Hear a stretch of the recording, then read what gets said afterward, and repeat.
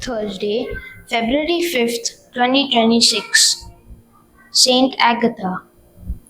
Focus.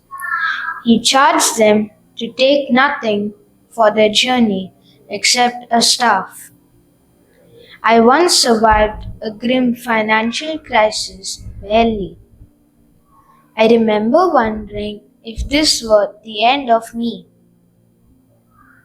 Since no solution of any kind was forthcoming.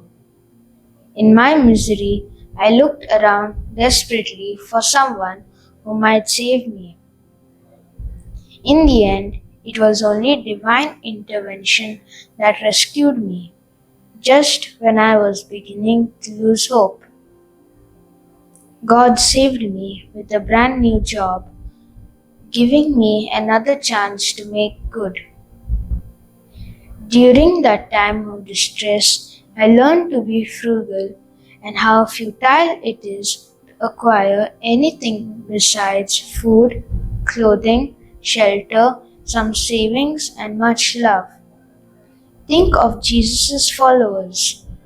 They had nothing except the authority he gave them and his clear command to proclaim the gospel and so save souls.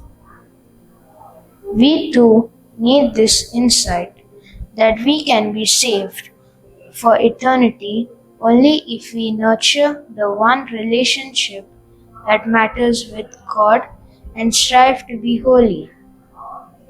Saint Agatha knew that life on earth is fleeting. She dedicated her eyes, her body, her soul, and her spirit to her divine spouse. Because of this close relationship, so spiritually strengthening, she could withstand the Romans' perfect diabolical designs.